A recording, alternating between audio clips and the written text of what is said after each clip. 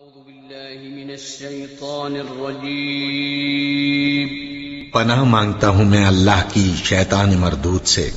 بسم الله الرحمن الرحيم شروع اللہ کا نام لے کر جو بڑا مہربان نہایت رحم والا ہے۔ أعوذ بالله من الشيطان الرجيم بسم الله الرحمن الرحيم يا أيها الذين آمنوا أطيعوا الله ورسوله ولا تولوا عنه وأنتم تسمعون ولا تكونوا كالذين قالوا سمعنا وهم لا يسمعون إن شر الدواب عند الله الصم البكم الذين لا يعقلون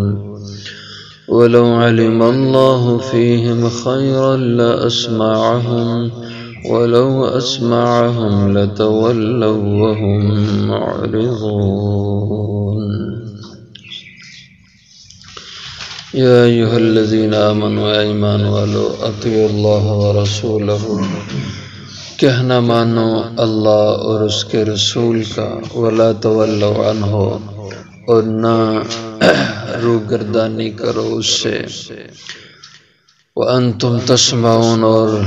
تم سنتے بھی ہو، ولا تکونوا اور نہ ہو جاؤ کالذین ان لوگوں جیسے قالوا سمعنا جنہوں نے کہا ہم نے سن لیا، وہم لا یسمعون اور وہ سنتے نہیں۔ ان شر الدواب بے شک بدترین جانور عند اللہ اللہ کے ہاں، الصم البکم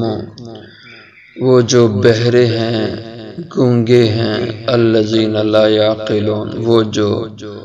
عقل نہیں رکھتے۔ وَلَوْ عَلِمَ اللَّهُ اور اگر اللہ جانتے ہوتے فیہم ان میں خیرہ کوئی بھلائی، لَأَسْمَعَهُمْ البتہ ان کو سنا دیتے۔ وَلَوْ أَسْمَعَهُمْ اور اگر اللہ ان کو سنا بھی دے، لَتَوَلَّوْا البتہ یہ پھر بھی روگردانی کریں، وَهُمْ مُعْرِضُونَ اور وہ اس سے اعراض کرنے والے ہوں۔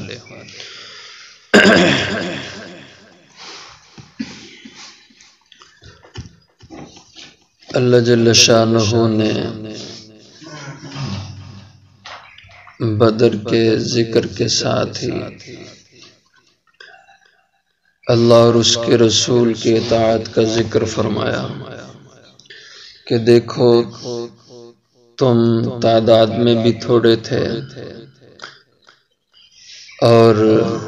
اسلحہ کے لحاظ سے بھی کمزور تھے، لیکن اللہ نے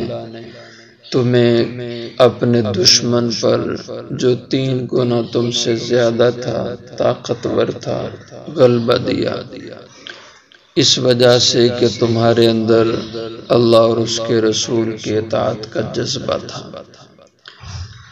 اور جب تک تم اس اطاعت پر رہو گے تو اللہ تمہیں کامیابیاں دیتے رہیں گے۔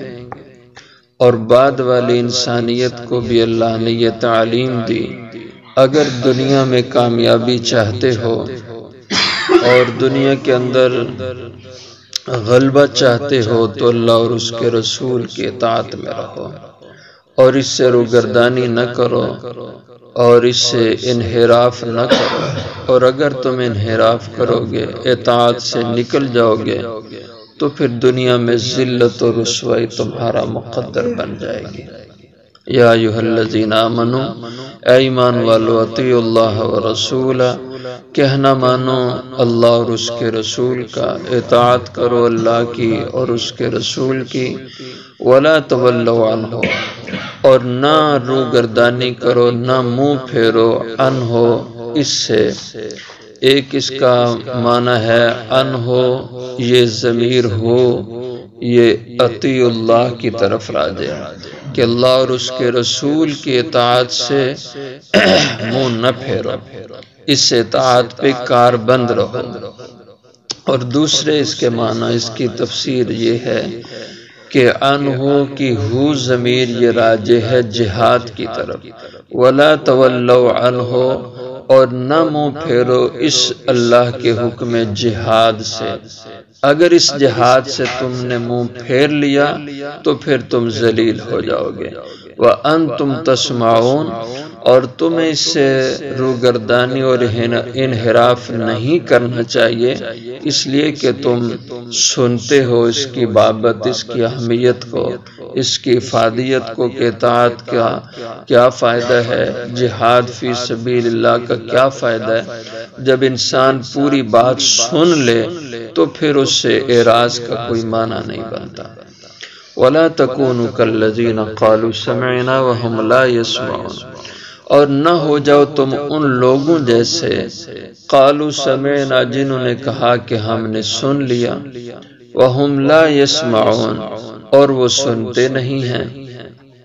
یعنی زبانی کلامی تو کہتے ہیں کہ ہم سنتے ہیں، یعنی ہم اللہ کے حکموں کو مانتے ہیں، لیکن حقیقت میں وہ سنتے نہیں ہیں۔ یعنی کان تو کام ان کے کر رہے ہیں، کانوں میں آواز پڑتی ہے، لیکن وَهُمْ لَا يَسْمَعُونَ، وہ سنتے نہیں، یعنی ایسا سننا نہیں کہ جو سننا انہیں نفع پہنچائے، یعنی جس سننے سے وہ اطاعت پر آ جائیں ایسا نہیں سما کر رہے۔ اس لیے ان شر الدواب، بے شک بدترین جاندار جانور، عند اللہ، اللہ کے ہاں۔ دواب دابہ کی جمع ہے، دابہ کہتے ہیں زمین پر چلنے والے، رینگنے والے ہر جاندار کو دابہ کہا جاتا ہے، اور انہی دواب میں انسان بھی ایک دابہ ہے، ایک جانور ہے، جیسے اور بہت سے جانور ہیں، یہ بھی انسان بھی حیوان ہے۔ فرق یہ ہے کہ اس کو حیوان ناطق کہا جاتا ہے، علم کلام والوں کی اصطلاح میں یہ حیوان جس طرح دوسرے حیوان ہے، یہ بھی حیوان ایک جاندار مخلوق ہے، لیکن یہ حیوان ناطق ہے، بولنے والا ہے، اور اس کو اللہ نے ان سے زیادہ عقل سلیم عطا فرمائی ہے۔ تو بدترین جاندار اللہ کے ہاں الصم البکم، وہ ہے جو بہرا ہو اور گونگا ہو، الذین لا یعقلون، وہ جو عقل نہ رکھیں، جو سمجھے نہیں۔ جو بہرا ہو، گونگا ہو کا معنی یہ کہ اللہ کے ہاں انسانوں میں بدترین انسان جو جانور سے بھی بدتر ہیں وہ لوگ ہیں الصم البکم، جو بہرے ہو چکے ہیں، کان رکھنے کے باوجود بہرے ہیں، یعنی حق سننے کے لیے تیار نہیں ہیں۔ کان ہیں، کانوں میں آواز بھی پڑتی ہے، لیکن حق سن کے اس پہ عمل پیرا نہیں ہوتے، ہدایت نہیں پاتے، اس لیے یہ کان رکھتے ہوئے بھی بہرے ہیں۔ البکم، گونگے ہیں کہ زبان تو رکھتے ہیں لیکن زبان سے حق کہنے کی ہمت اور طاقت نہیں ہے، زبان سے سچ اور صحیح کہنے کی ان میں ہمت نہیں، اس لیے وہ بولنے والے نہیں بلکہ گونگے ہیں، ان کی حیثیت بہرے اور گونگے کی طرح ہے۔ الذین لا یعقلون، اس سے بڑھ کے عقل بھی نہیں ہے، کوئی سوجھ بوجھ بھی نہیں رکھتے۔ وَلَوْ عَلِمَ اللَّهُ فِيهِمْ خَيْرًا لَأَسْمَعَهُمْ، اور اگر جانتے اللہ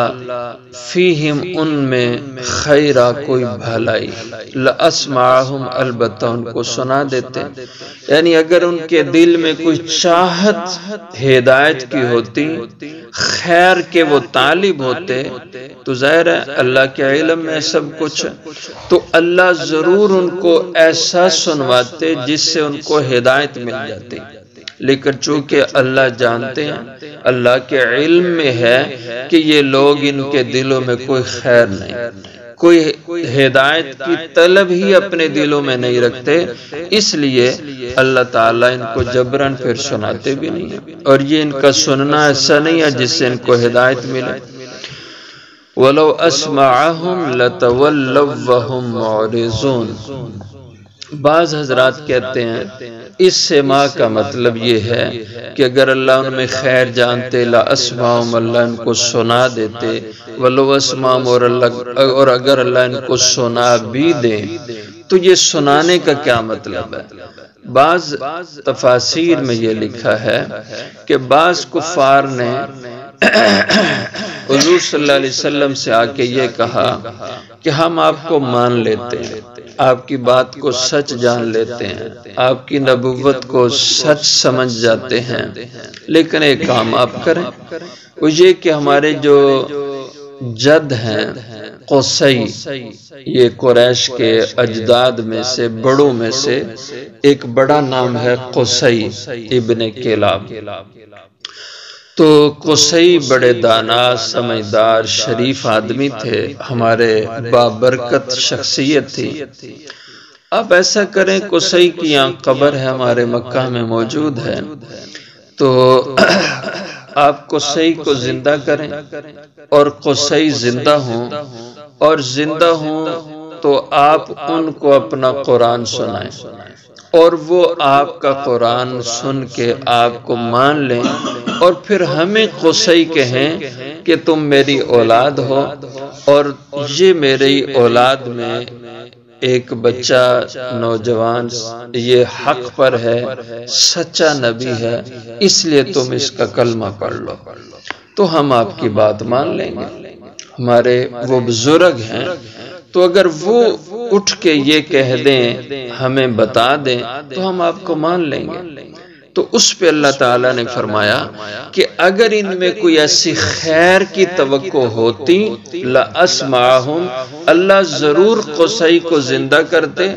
اور قصی ان کو یہ بات سناتا۔ وَلَوْ أَسْمَعَهُمْ، اللہ کے علم میں ہے کہ اگر اللہ قصی کو زندہ کریں اور قصی ان سے بات کہیں، یہ قصی کی بات سن بھی لیں، لَتَوَلَّوْا، اللہ کے علم میں ہے کہ یہ پھر بھی روگردانی کریں گے، وَهُمْ مُعْرِضُونَ، اور ان کی یہ پکی مستقل عادت بن چکی ہے کہ یہ حق بات سن کر اس سے منہ پھیرنے والے ہوتے ہیں۔ اس لیے اللہ کو ان سے کوئی خیر کی توقع نہیں ہے، ورنہ اگر ایسی ہوتی اللہ ان کو ضرور نفع کا سنا دیتا اور اس سے ان کو نفع ملتا، لیکن اللہ کے علم میں ہے کہ ان کے دل کے دروازے ہدایت کے لیے کھلنے والے نہیں ہیں، اس لیے جس کے دل میں خود طلب حق کی، سچ کی، نیکی اور خیر کی نہ ہو تو اللہ کان پکڑ کے اس کو نیکی کی طرف نہیں لاتے، یہ اللہ کی منشا کے خلاف ہے۔ اللہ نے عقل اسی لیے دی کہ اپنی سوچ سے انسان خود حق اور ہدایت کے راستے کا انتخاب کرے۔ واہ